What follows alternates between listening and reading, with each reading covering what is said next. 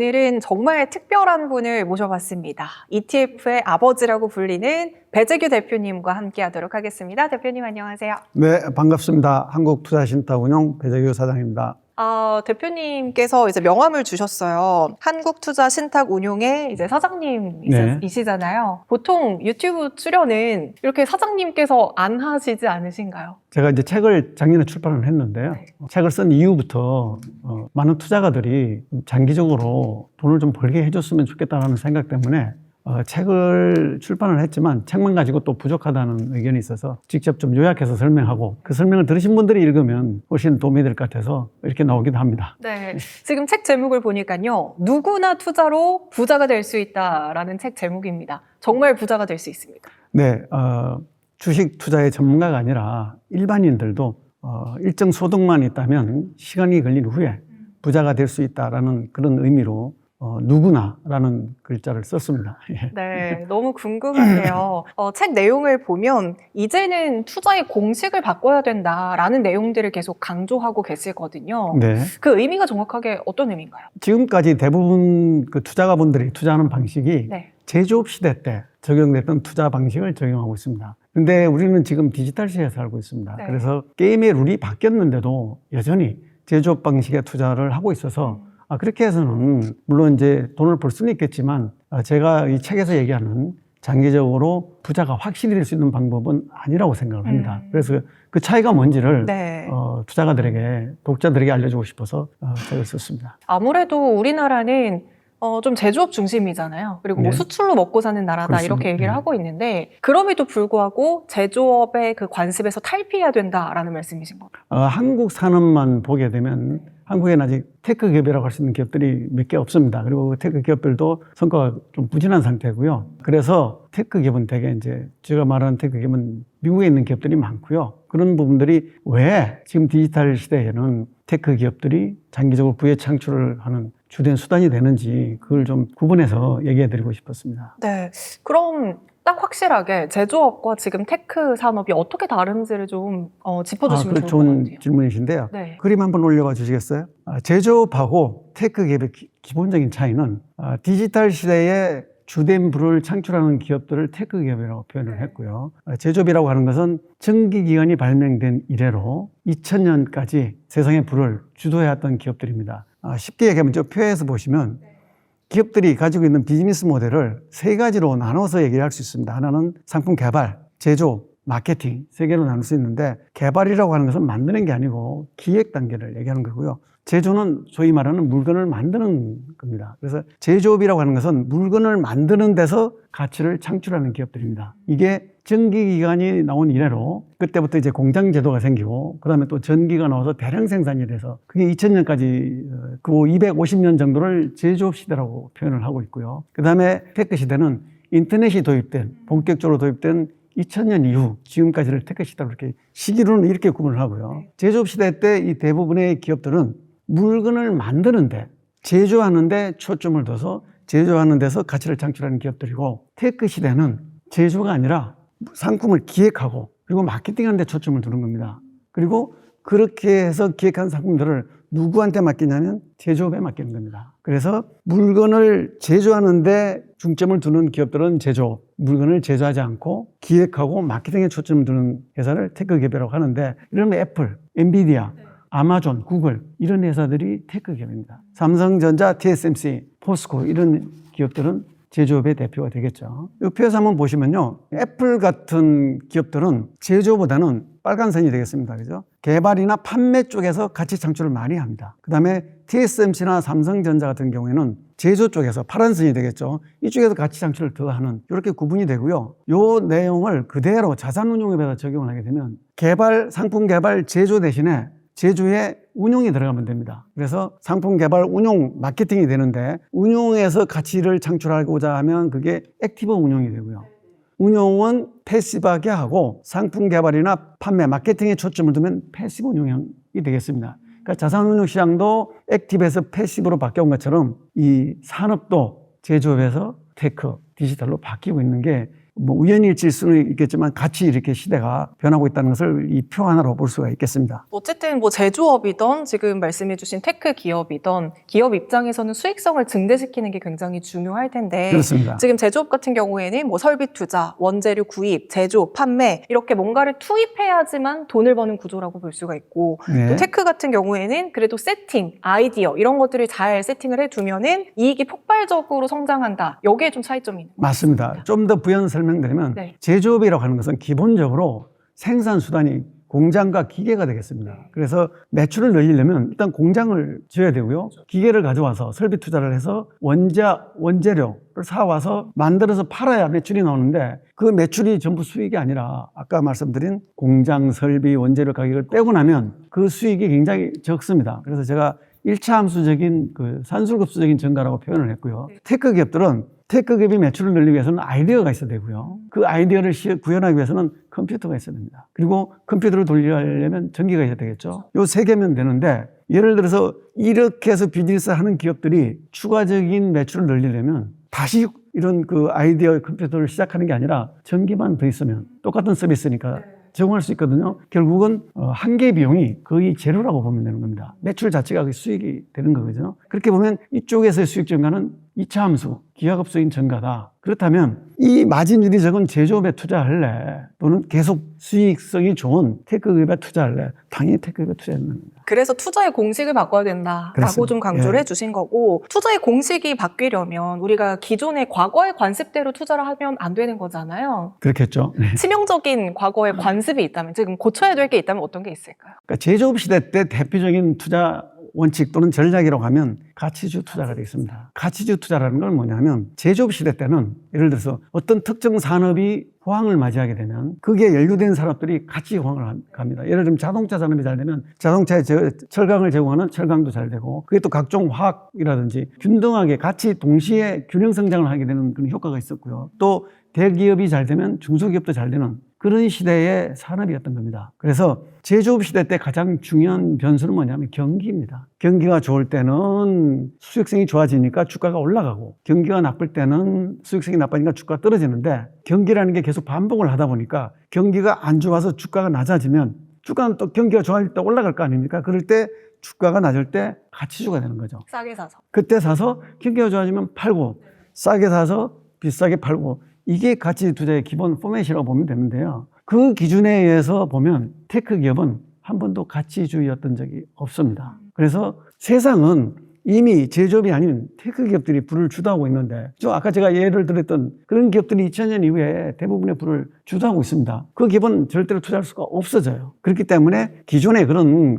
가치주 투자 방식은 이제 잊어버려라. 그 얘기를 하고 있는 겁니다. 우리가 가치주 투자할 때는 항상 뭐 산업의 사이클도 열심히 그렇죠. 공부를 하고 예. 특히 가치주 투자에 있어서 PER 이런 지표들을 굉장히 열심히 보잖아요. 그렇죠. 예. 그럼 이런 지표들이 이제는 의미가 없다고 보시는 건가요? 의미가 없다라기보다는 지표들에 의존하는 투자로는 부에 제대로 된 영역에 가지는 못한다는 겁니다. 많은 분들이 지금 이 상황에서도 투자에 가장 존경하는 구루가 누구냐 그러면 워런 버핏. 워렌 버핏 네. 얘기했잖아요. 저도 그분이 정말 훌륭한 투자가라는 걸 뭐 의심하지 않습니다. 다만 이분은 제조업 시대 때 투자 원칙을 디지털 시대에도 테크 시대에도 그대로 적용하고 있는 분이었거든요. 작년에 은퇴하셨죠. 그래서 2000년 이후에는 이분의 투자 원칙이 적용되지가 않습니다. 이분은 제조업 시대 때 투자 원칙을 그대로 디지털 시대에도 테크 시대에도 적용해서 2000년 이후에 성과가 아주 저조합니다. 그분을 폄하하기 위해서가 아니라 그만큼 투자 원칙을 이제는 바꿔야 된다는 겁니다. 이유는 세상이 바뀌었기 때문입니다. 그런 차원에서 투자의 기본적인 공식이 바뀌었다. 그래서 투자도 시각을 바꿔서 테크 기업에 투자를 해야 된다. 그 얘기를 하고 있는 겁니다. 네, 맞습니다. 진짜 세상은 빠르게 변화하고 있고 그래서 예전에 옳다고 생각했던 그 방법이 지금도 옳은 것만은 아닌 것 같아요. 바뀐 만큼 우리도 좀 유연하게 좀 대처를 해야 될 것 같고요. 자, 그러면 중요한 게 누구나 투자로 부자가 될 수 있어야 하니 그런 테크 산업들이던 어떤 종목을 잘 선정하는 게 중요하잖아요. 네, 대표님은 또 ETF의 아버지이신 만큼 개별 종목보다는 ETF를 조금 더 추천을 하실까요? 제가 ETF를 우리나라에 처음 도입했잖아요. 그래서 ETF를 도입했기 때문에 ETF 투자를 권유하는 게 아니라 개별 종목에 투자를 하게 되면 그 개별 종목에서 발생하는 그 변동성이 굉장히 커서 견디기가 힘듭니다. 오늘도 되게 많이 떨어졌습니다. 오늘은 뭐 개별 종목뿐만 아니라 ETF도 다 많이 떨어졌습니다. 간단하게 얘기를 하면 제가 성공 투자의 요건을 두 가지로 얘기를 하고 있습니다. 하나는 투자의 방향, 어디에 투자할 것이냐 하는 거 하나고요. 두 번째는 투자한 이후에 시간의 경과에 나타나는 변동성을 이겨내야 된다는 겁니다. 투자의 방향, 즉 어디에 투자할 것인가 하는 것은 제조업이 아니라 테크 기업이라고 얘기했듯이 논리적인 부분입니다. 어디에 투자할까는 논리적인 부분이지만요. 투자한 이후에 시간의 경과에 나타나는 변동성은 감정적인 부분입니다. 결국은 투자에서도 성공 투자를 하려면 방향과 시간, 논리와 감정 이 두 가지를 모두 다 이해를 해야 되는 겁니다. 제가 말씀드릴 수 있는 것은 논리적으로 어디에 투자해야 될 것인가를 말씀드리는 거고요. 감정은 투자가분들이 통제하셔야 되는 부분인데 다만 투자를 했을 때 어떤 일이 발생하는지를 미리 알고 있으면 그 감정 조절이 좀 쉬워진다는 겁니다. 하나의 예를 들어보면 우리가 어떤 종목을 10,000원에 샀다고 하면요. 그 종목이 20,000원이 됐어요. 사서. 그러면 원래 논리적인 부분에서의 내 취득가는 10,000원입니다. 20,000원이 됐다가 18,000원으로 내려오게 되면 어떤 사람은 8,000원 벌었다고 생각하지만 어떤 사람은 2,000원 손해봤다고 생각하는 사람이 있습니다. 근데 대부분은 우리의 취득원가는 10,000원이 아니라 20,000원으로 따라갑니다. 따라간다는 것은 논리가 아니라 감정인 거거든요. 근데 실제로는 그렇게 느껴요. 18,000원일 때는 8,000원 벌었다고 생각하지만 이게 다시 15,000원까지 내려오게 되면요. 대부분의 사람들은 5,000원 손해봤다고 생각하게 됩니다. 이게 현실에 나타나는 겁니다. 그래서 5,000원 손해봤다고 생각하는 사람들이 어떤 액션을 취하게 되냐면 더 빠지기 전에 팔게 되는 겁니다. 그래서 개별 종목을 투자하게 될 경우에 이런 흔들림에 많이 노출되거든요. 많은 예를 드는 게 10년 전에 엔비디아를 투자하면 지금 한 260배쯤 수익이 납니다. 근데 엔비디아가 고점에서 60%까지 빠진 적이 있고요. 50% 빠진 적이 있고 30%까지도 빠진 적이 3번이나 있습니다. 그러면 그 빠지는 동안에 견디기가 무지 힘듭니다. 예를 들면 50% 빠진 예를 하나 들어보면요. 1억을 투자했다고 가정하면 10년 잘 들고 있었으면 266억이 되니까 엄청난 부자가 되지 않습니까? 그런데 50% 빠진 제가 그냥 하나의 상상을 해서 예를 들어보면 100배까지 올랐으면 100억이 되지 않습니까? 그러다가 그게 50% 빠지면 50%까지 내려왔을 때 여전히 49억을 벌고 있지만 우리 감정은 50억을 손해봤다고 생각하기 쉽고 그리고 빠질 때는 지속 빠지잖아요. 그죠? 그 빠진 하루하루를 못 견딥니다. 못 견딜 뿐만 아니라 그럴 때마다 유튜브도 그럴 거고 언론 또 방송 뭐 여러 군데서 엔비디아가 왜 빠지는지를 너무나 이해가 잘 되게 충분히 설명할 거거든요. 정말 쏙쓰리고 있는데 빠지는 게 당연하다고 얘기할 거거든요. 용케 이겨내도 또 그런 고비가 몇 번 있는 겁니다. 그건 못 견뎌요. 근데 나스닥에 투자했더라면 5.5배 정도 납니다. 10년에. 훌륭한 투자 성과입니다. 그리고 나스닥 같은 경우는 그 빠지는 폭이 60%씩 안 나옵니다. 한 30% 정도 나오고요. 설사 더 나온다고 하더라도 나스닥이 망하면 미국이 망한다. 그러니까 망하진 않겠지라고 안도를 할 수 있거든요. 그래서 100배 그게 진짜 엔비디아일지도 모르는 거고 설사 엔비디아였다 할지라도 구체적으로 10년이 지났을 때 수익 실현 가능성은 나스닥 100이 높다라는 얘기를 하고 싶은 겁니다. 단순히 뭐 ETF가 분산 투자로서의 장점이 있는 것뿐만이 아니라 개인 투자자 입장에서는 견딜 수 있는 힘을 주는 그런 장점이 있는 것 같아요. 근데 이게 방금도 뭐 언론 얘기를 잠깐 해주셨지만 주식이 폭락하거나 이러면 유튜브 썸네일에 폭락장이 찾아왔다 이러면서 더 이제 개인 투자자들을 두렵게 만드는 것 같아요. 작년부터 엔비디아 빠질 때마다 엔비디아를 대체할 수 있는 종목이 뭐라고 계속 나오지 않습니까? 그죠? 실제로 지나고 보면 지금도 엔비디아 많이 빠지고 있거든요. 그건 계속 흔들릴 겁니다. 이거를 좀 중심을 잡으려면 어떻게 해야 될까요? 실제로 지금 중심 잡기 어렵다고 생각하는 게 지금 현재 새로운 기술은 AI지 않습니까? AI에 많은 빅데이터 기업들이 엄청난 투자를 하고 있습니다. 누가 살아남을지 실제로 지금은 알 수 없다가 저는 정답이라고 생각합니다. 그렇기 때문에 그 중에 누군가는 살아남고 누군가는 죽을 수 있으니까 그 다 한꺼번에 담으라는 거지. 그래서 누군가 죽으면 그 죽은 것보다 살아남은 기업이 더 많은 수혜를 누리기 때문에 괜찮다라는 거지. 그 누가 하나를 잡았을 때는 성공하면 많은 돈을 벌 수 있겠지만 실패하면 망하는 거잖아요. 그죠? 제가 이 책에서 누구나 부자가 될 수 있다는 얘기는 내 돈으로 투자하는 경우에 내 돈이잖아요. 그죠? 이거는 반드시 성공하는 투자를 해야지 운이 좋으면 좀 더 많이 벌고 운이 안 좋으면 실패할 수 있는 투자는 하지 말라는 겁니다. 그리고 그런 운이 좋으면 더 돈을 많이 버는 그 방법을 쓰지 않고도 부자가 될 수 있다는 것을 얘기하고 싶은 겁니다. 그럼 보통 부자가 되려면 주식 투자로 부자가 되려면 짧은 기간 동안 주식을 하는 방법이 더 부자가 될 수 있는 확률이 높은가요? 아니면 꾸준하게 10년, 20년 동안 장기 투자하는 것이? 짧은 순간 부자 되는 사람은 뭐 운이나 복을 타고나야 되겠죠. 그죠? 그 부분은 제가 관여할 영역이 아닙니다. 타고난 복에 관한 거는 저는 그런 복이나 운이 없이 누구나 everyone, anyone입니다. 그죠? 누구나 부자 되는 방법을 얘기하는 거거든요. 그러려면 시간이 필요합니다. 그래서 제가 이런 방법을 얘기를 하면 사람들이 지루해 하거든요. 야, 20년, 30년 후에 부자 되면 뭐하니? 라고 얘기를 하는데 제가 실제로 해보니까 20년, 30년 아니면 50년 뭐 몇 년 후에 부자가 되더라도 그게 부자가 된 다음에 아, 난 부자구나, 행복하다가 아니라 3년 정도 해보면요. 경우에 따라서는 시장 상태에 따라서는 5년이 될 수도 있겠지만 해보면 아, 이 방법으로 하면 부자가 되겠는데 라는 느낌이 오는 순간 이미 부의 길에 올라선 거거든요. 그렇게 되면 그 사람의 자기 투자에 대한 그 확신이 오고 인생이 이미 즐거워지는 겁니다. 그게 중요한 거예요. 내가 원하는 수준의 돈은 사실은 계속 늘어나는 겁니다. 그죠? 그렇지만 그 돈이 다 생겨야 부자라고 느끼는 게 아니라 이 투자 방법으로 부자가 되겠는데라는 느낌 또는 확신이 오는 순간 이미 삶이 부자가 되는 거죠. 그리고 제가 이 책에서 인생의 성공을 두 가지로 정의를 했거든요. 누구나 공감하는 그 부자 뭐냐? 부와 명예입니다. 그죠? 부라는 것은 돈이고 명예는 자기가 하는 일에서 성공하는 거거든요. 근데 일반인들이 자기 일에서만 성공해가지고 그렇게 부를 많이 갖기가 어렵습니다. 월급을 받던 모은 돈으로 뭐 집도 잘 사야 되고 하여튼 기타 투자를 하지 않고는 장관이라면 공무원 입장에서는 가장 최상위까지 갔는데 장관으로 인생을 마쳐도 돈 없으면 누가 끝까지 챙겨주겠어요. 그죠? 그럼 돈을 따로 벌어야 되는데 이 돈을 벌기 위해서 투자를 해야 되지 않겠습니까? 그 투자를 위해서 주식시장에 공부를 해도 부자 되기 어렵습니다. 그렇게 딱 맞는 부자가 되는 방법을 제대로 우리가 배운 적이 없어요. 그죠? 학교에서 투자 방법을 배운 적이 없습니다. 기껏 해봤자 경영학 전공한 사람이나 경제학 전공한 사람들이 학교에서 배운 게 밸류에이션이거든요. 아까 제가 말씀드렸지만 밸류에이션 투자에 도움이 좀 심하게 얘기하면 전혀 안 됩니다. 테크 기업이 이 세상에 불을 주도하는데 밸류에이션상 그 종목을 살 수가 없거든요. 그러니까 좀 더 단정적이고 단순화시켜 얘기하면 우리는 투자를 배워본 적이 없어요. 어떻게 보면 이 디지털 시대에 투자에 관한 처음 가르쳐주는 책이라고 저는 생각을 해요. 그런데 당장 돈 버는 방법이 아니니까 굉장히 지루해할 수 있겠죠. 그렇게 쉽게 돈 버는 방법은 저는 모릅니다. 사실 쉽게 돈을 벌면 또 쉽게 잃기도 하고요. 어쨌든 촘촘히 좀 장기적인 관점에서 가져가는 게 또 주식 투자의 본질이 아닐까라는 생각이 들어요. 근데 많은 사람들이 되게 좋은 종목을 가지고 있어도 단기적으로 주가가 흔들릴 수밖에 없잖아요. 원래 주식 시장이라는 게. 그럼 중간에 파는 경우들이 되게 많거든요. 이런 분들에게는 어떤 조언의 말씀이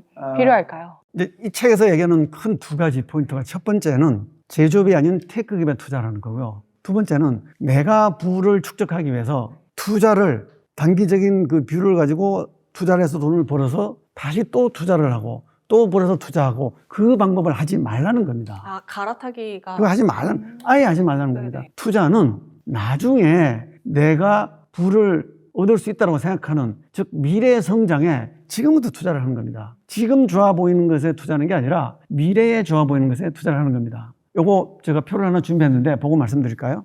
이 표를 보시면 제가 이제 정립한 투자 철학이라고 하면요. 미래 성장에 장기 투자하랍니다. 그리고 미래 성장은 테크 기업에 있어요. 그리고 그 테크 기업에 개별 종목으로 투자하지 말고 포트폴리오, ETF나 펀드로 투자하는 건데 요즘 펀드보다 ETF가 투자하기 쉬우니까 이제 제가 한 얘기를 요약하면 테크 기업에 ETF로 투자하는 겁니다. 그래서 이 표를 한번 보시면 나의 미래의 부분은 웰스, 퓨처 웰스가 되겠습니다. 그죠? WF는 나의 미래 부는 지금 투자하는 금액. 저기 한 번만 투자하면 P가 P1으로 끝나겠지만 적립식이라면 P1부터 계속 이어지겠죠. 그죠?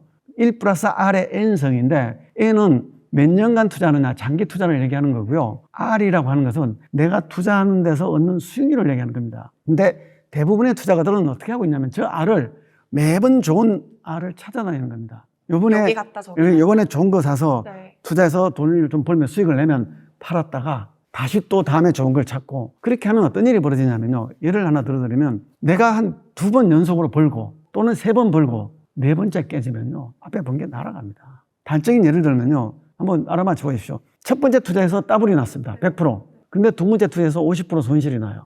이거를 반복하면 순서를 바꿔서 첫 번째 투자에서는 50% 깨집니다. 두 번째 투자에서 100% 수익이 나요. 순서 바꿔도 상관없던 거니까요. 이걸 반복하면 느낌상 그냥 계산하지 말고 어떻게 될 것 같습니까? 내가 돈을 번 건지 잃은 건지 헷갈릴 것 같아요. 본전입니다. 아, 느낌상으로는 벌 때는 따블이고 깨질 때는 50%니까 그래도 50%씩 남을 것 같은데 자 100에 투자해서 따블이 되면 200이 되죠. 200에서 50% 터지면 다시 100이 돼버려요. 거꾸로도 100에서 50% 손실이 나면 50이죠. 따블이 남았자 100이에요. 즉 중간에 한 번씩 깨져버리면 앞에 번 게 축적되지가 않습니다. 이게 지금까지 하는 방식이거든요. 그러니까 제가 여러분들에게 하고 싶은 얘기는 제조업에 매몰되지 마라. 그리고 계속 벌고 가겠다는 투자하지 마라. 나중에 좋을 거에 한 번 투자해서 가라. 즉 투자라는 거를 제가 어떻게 정의하냐면 투자는 미래에 수익을 실현하기 위해서 현재의 소비를 양보하는 행위입니다. 미래의 수익을 실현하기 위해서 계속 벌고 가지 말고 미래 그 시점에 수익이 날 만한 거를 지금 투자하는 거예요. 그게 뭐냐?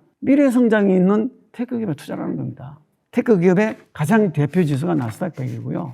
그것들을 더 추경해 놓은 게 빅테크가 되고 그러면 테크 기업만 투자해야 되느냐? 제조업에서 투자해야 될 게 있습니다. 그 부분을 한번 살펴보고 갈까요? 네, 지금까지 배재규 대표님과 이야기 나눠봤고요. 2부에서도 계속 이어가 보도록 하겠습니다.